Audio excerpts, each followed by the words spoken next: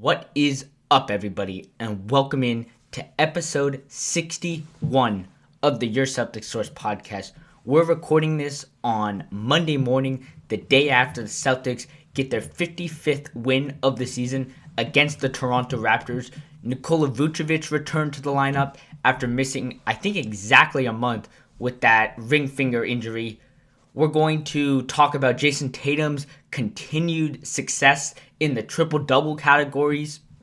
And then at the back half of the show, we're going to preview possible first-round matchups as the Celtics have just 4 games to go. They play the Knicks, Hornets, I think Magic, and Pelicans, not in that exact order. But with just 4 games to go, we have to start looking at the playoffs, which are just right around the corner. And we don't know for sure what teams are going to be locked in to that, 5th through 7th seeds, right? You're going to play the winner of the 7th, 8th game.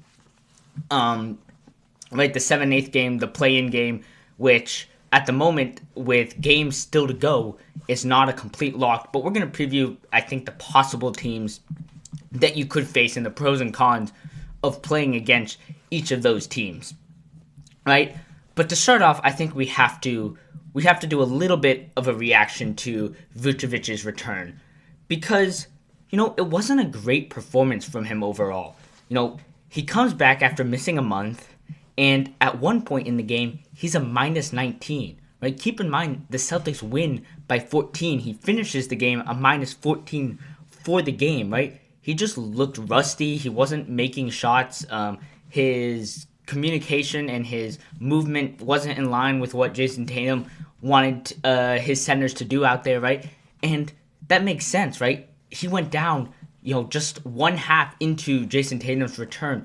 And in the meantime, Jayson Tatum's been able to get a great connection with Neemias Queta, with Luka Garza. We'll talk about Luka Garza later because I think Luka Garza right now should be the lock as that backup center to Queta. But he was missing shots, sloppy possession. He had some bad turnovers in the first half. The Celtics, as a team, had a pretty terrible first half performance in terms of turnovers, right? They averaged like 12 a game or something like that. They had 14 in the first half alone. But then they were able to shoot their way out of it in the second half and get a pretty easy win down the stretch of the game. But the Raptors, they're not known for their offense. They're more of a defensive-minded team. That being said, they were attacking Nikola Vucevic on every possession. He was getting blown by. He couldn't protect at the rim. They would draw him out to the perimeter and have him, guard on the perimeter, and he couldn't stay in guys in the likes of Scotty Barnes or Brandon Ingram. Colin Murray-Boyles was also able to attack him off the dribble. Luka Garza just looks so much better right now. And to be honest, both of them are not good defenders, right? They're both a liability to some extent on that defensive end compared to Neemias Queta, right? Queta can be a liability at times as well, but he has that great rim protection that the Celtics have just strived off of this season. But Garza provides one thing on the offensive end that we haven't gotten from Nikola Vucevic, at least not yet, right? And he's only played like 12 games max, maybe even less with the Celtics. I forget how many games he played before Tatum went down, or Tatum came back and he went down. But that being said, Luka Garza provides that excellent offensive rebounding, which gives the Celtics extra opportunities to score on the offensive end. He's a great rebounder, great crasher of the glass. He can shoot the pick and pop threes just as well as a Nikola Vucevic can. So he's not, Vucevic doesn't have that edge either, maybe slightly, but the consistency that Garza is providing the Celtics with right now, along with the fact that Jayson Tatum and the team as a whole has been with Garza from the beginning of the season, right? Not Tatum, but the rest of the team. So they have that chemistry going. I just think you have to stick with Garza, at least in the first couple of rounds of playoffs. Because I think Queta, earlier in the season, he wasn't up for playing more than 25 minutes a night. But now, after a full season under his belt, and you don't want to injure him, whatever, but he's going to have to play 30, 35 minutes a night for the Celtics to have a chance. You're just looking for 10 minutes from, a Garza or a Vucevic, maybe even less, because you could put a Gonzalez for a couple minutes a game in the early rounds. Tatum can play the 5 if you go small. Right? You're just looking for 10 minutes max probably between those two guys, right? And right now, I think Garza has the upper hand, right? I just think that, you look back at the trade that they made, the Simons Vucevic trade, and at first, you're right. You're like, yeah, this isn't a great trade. It was more of a money reason, and it definitely was. But then we started to see maybe the upside in having a backup center. But since then, Simons has been injured and hasn't played for the Bulls, so, you can take that into an account, that it was pretty an equal trade in the fact that both players aren't giving you much. In fact, Vucevic is probably giving you more than what Simons would have been if he was injured and had been shut down for the season. Now, a lot of that is the Bulls trying to tank, and Simons is too good of a player for them to have on the court. But that being said, right now you're looking at a player that if you're not going to play him anyway, you get under the luxury tax with that, so it's a good financial move for the Celtics. They're going to get rid of him at the end of the season. Kata's going to get a good contract. You can live with that. Right now, though, you're looking for him to provide something in the playoffs for you, right? Just provide some sort of stability when Kata is off the floor. And right now, I don't know if he can provide that. Joe Mazzulla didn't speak much on it after the game. He just said, trying to get his rhythm back, trying to get his consistency back. Didn't mention the struggles that he went through. He very much coach speak. He definitely was not interested in talking about how he plans to use the rotation and whatever. And obviously, he's always going to keep that a secret. Every team does, because you don't want to give that stuff away in the playoffs. But with 4 games left, I think there's going to be a good mix on Joe Mazzulla trying to get Vucevic ramped up, but also giving Garza a chance to steal that, those minutes from Vucevic, because you're going to need someone in the playoffs, and I don't think you want to just throw Vucevic out there if he isn't showing you that he's ready at the moment, right? And Luka didn't really play in that Raptors game. It was very much about getting Vucevic acclimated. That might change in these next couple games, especially if they already have the 2 seed locked up. The Knicks, hold the tiebreaker and whatever, and we'll talk about that later. But they still, I think it's like the magic number is 2 games or something. But there is a head-to-head against the Knicks, so that can change everything. But first, they do play the Hornets on Tuesday, which is actually a big game for both teams. We'll get to that later. Last things on this game, Jayson Tatum continues to be dominant. 21 points and whatever, but, double-digit rebounds. He had 13. He's averaging, 10.1 rebounds for the season. That is fantastic. Has 7 assists, right? He's averaging high assists as well. Just continues to put up triple-doubles or near triple-doubles. I love this Jayson Tatum so much more than the previous 30-point per game Jayson Tatum's, but only 8 rebounds and 4 assists. Triple-double Tatum, double-double Tatum with 6+ assists, and then Jaylen Brown doing what he does each and every night scoring-wise. Brown scores 30, but Jayson Tatum has a 25-point triple-double. That is an unstoppable duo in the playoffs. Right? Peyton Pritchard, Sam Hauser stepping up as well. Ron Harper Jr. Got his 2-year contract. That's nice to see. Not from a playing standpoint, right? He's probably not going to play much in the playoffs, but just for, him being trying so hard to get into the league and the injuries and struggles he's gone through, it's just nice for him and his family. Dylan Harper's going to get a nice contract over in San Antonio eventually as well. So that's great to see. Other things in this game, the turnovers, whatever, an uncharacteristic game from them for sure. The Raptors are a good defensive team. That's one of the teams that you might face in the first round of the playoffs. Actually, one of the teams that I prefer to face over the other ones, just because their defense is great, right? They definitely forced the Celtics' hand a lot in this game, but they don't have the higher upside offensively that some of these other teams went on. And I think you'd rather face hard defense than a great offensive team where if you go cold offensively, you could really struggle to stay in that game. We're going to take a quick break, and then we'll come back and we will talk about these upcoming matchups. I think there are three teams that are probably the most locked to be that 7th seed when everything's all said and done. Charlotte 76ers and the Raptors. I do think that the Hawks potentially could still be in there. I'm looking at the standings here. I know they're the 5th seed. They're 2 games up, so potentially they could be. Orlando could potentially be in that 8th seed as well, although they've been really struggling and you play them. So we'll come back and we'll talk about each of these matchups and what it would entail. Thank you guys so much for your continued support throughout the years. Please give a like and a rating if you're listening to this podcast in audio format on Spotify, Apple, Amazon, wherever you get your podcast. If you're watching on YouTube, please subscribe, like, share this video with others, hop into the comments. Tell me what you think about how this team is doing right now. What team would you like to face in the first round of the playoffs? And without further ado, I think we'll talk about all these potential teams, these potential matchups, in a standing Bates order of how they are right now. Now, these could change over the last couple of games, especially because there are a lot of head-to-head matchups in these last couple of games here. But I think we'll start with the Atlanta Hawks. Now, the Atlanta Hawks are probably the least likely matchup that the Celtics will face in the first round because they are 2 games up now on that 7th seed. They're in 5th place. They're one of the hottest teams in the NBA right now. I highly doubt that they will fall because they probably have to lose at least 3 games out of 4 to fall into that 7th seed. That being said, we'll briefly touch on them. They're a team I definitely don't want to face first round. They have beaten the Celtics at home. They've beaten the Celtics in TD Garden, I believe, as well.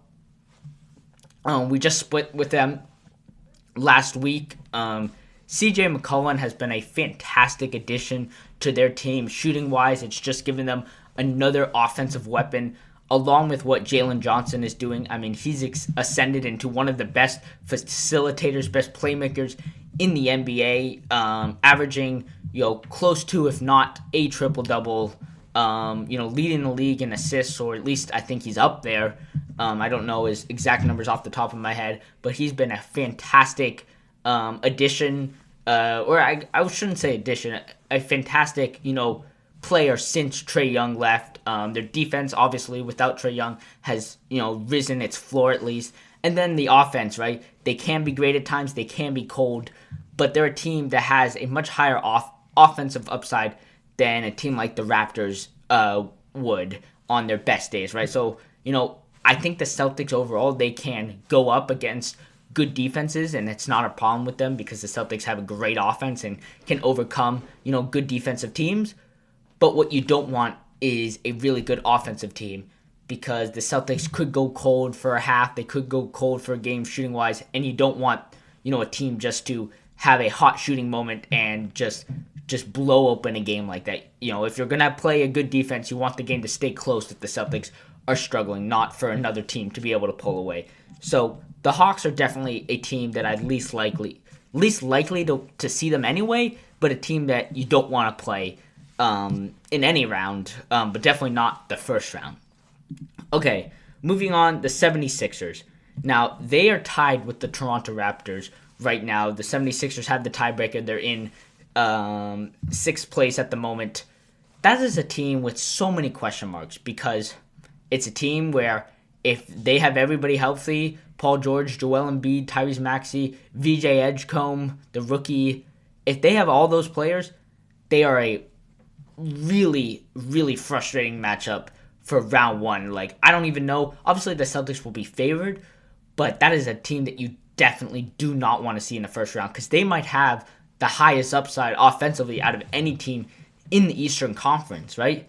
But that being said, you don't know what you're going to get from them right now. They're not all healthy right now. My guess is 1 or 2 of them will be out each and every game, but who knows, right? That's a team that, if they are not fully healthy and it's Tyrese Maxey leading the charge, you might be fine with it. That being said, Tyrese Maxey has become a great playmaker. He's one of the fastest, if not the fastest player in the NBA. Celtics always struggle against Maxey for some reason. They really struggle to contain him, stay in front of him.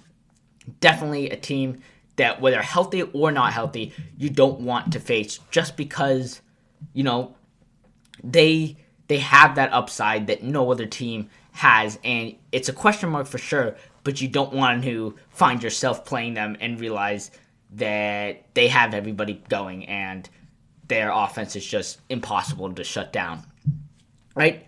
Okay, the next three teams, the teams that are likely matchups for the Celtics in round one, the Raptors, the Hornets, the Magic, all in that 7th, 8th, 9th spot right now. We already talked briefly about the Raptors, right? They're probably the team that I most want to see just because you know the defense, you know them offensively as well. They don't have the upside of any of these teams below them or above them, really. Maybe the Magic, they're better than offensively. Pretty similar teams, the Magic and the Raptors are. We'll get to the Magic in just a second.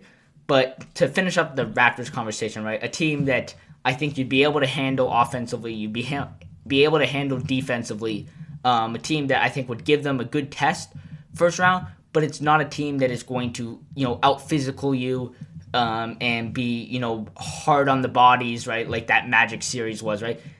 We know they struggled against the Knicks, right? Injuries, sicknesses, obviously Tatum goes down last season, but among all of that is the fact that they just went through, although it was only a 5-game series, a brutal series physically for the Celtics, right? And that just set them up so poorly for the next round, right? You don't want that in round one. You want a team that will give you a test, but you can handle easily. You can get through it without too many bumps and bruises. That's what you're looking for. And I think the Raptors can be that team because they're not going to be like the Orlando Magic, which we'll get to right now, who are in 9th. We'll skip over the Hornets. We'll come back to that last.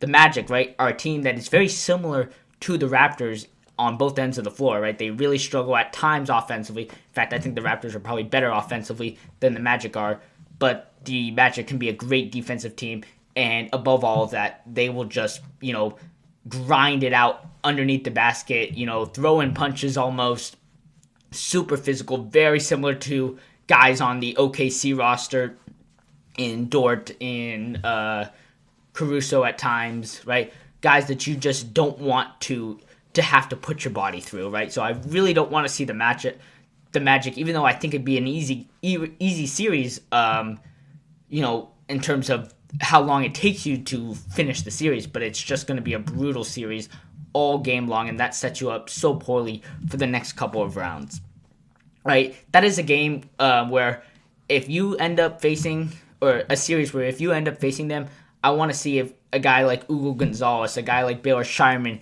can win that series for you. That way you don't have to play heavy minutes on Tatum, Brown, Kata, right? You can get the win with some of your players that if worse comes to worse, you don't have to use them in the next rounds. Okay, let's wrap up with the Charlotte Hornets. And the Charlotte Hornets are, in my opinion, maybe behind the 76ers, but if the 76ers aren't fully healthy, the Charlotte Hornets are the scariest team. You play them Tuesday, so that's going to be another good matchup. See if the Celtics can clinch that second seed in that game. I think they have 2 to go, as I mentioned earlier, but the Knicks, are also playing, and they have a tough schedule. But that being said, the Hornets, they're in a little bit of a drought offensively, but we've seen them throughout the season. They can be one of, if not the best offensive teams in the NBA at times. If Con Knipple gets hot, if LaMelo Ball gets hot, I don't want to face that team. You'll be able to take advantage of them defensively for sure, but that's a team where if you get cold offensively and the Hornets get hot at exactly the wrong time, that game can turn from a blowout. We saw that a couple weeks ago, maybe a month at this point, where the Hornets came into Boston and absolutely smoked the Celtics, right? And that's something that could happen in the playoffs, and I just don't want to have to suffer through that. Now, it might not be every game, but, that might take a series from what was a 4 or 5 game series to a 6-game series because, a team gets hot for a couple games, and you just really don't want to have to face that, right? Above all, right, there's the physicality level, there's all of that with a team like the Magic, but above all, you want to make the series as short as possible in terms of number of games, right? If they're physical games, sure, that's not great, but a 4-game physical series is better than 6 games less physicals because, just get the extra days to rest, you're off your legs, waiting for the series to go, for the next series to finish up. That's what you want to see. And so, as it sits right now, the Celtics, they are 55-53. They're in second place. They don't have the tiebreaker on the Knicks, but they played the Knicks coming up. They need 2 wins to clinch, whereas the Knicks have a really tough schedule to finish. Hornets on Tuesday. We'll try and do an instant reaction. Won't be live, but we'll do a little instant reaction after that game on Tuesday night. The first round or the first play-in games, I think, are next week, right? This is the last week of the tournament. I think the play-in games are Tuesday, Friday, and then your first game will be Sunday of next weekend. So not this coming weekend, but the weekend after. That will be game 1. It's probably like a 3:30 start. I'm actually leaving the country for that first week. So just that first week, I'm not quite sure what my show plan will be. We're going to try and get some content out there. It might not be right after games, but we'll figure that out later. As for now, thank you guys so much for watching. Follow on social media. Obviously, subscribe, listen, rate on Spotify, Apple, Amazon, wherever you get your podcasts. We'll be back Tuesday, as I said. And until next time, go Seas.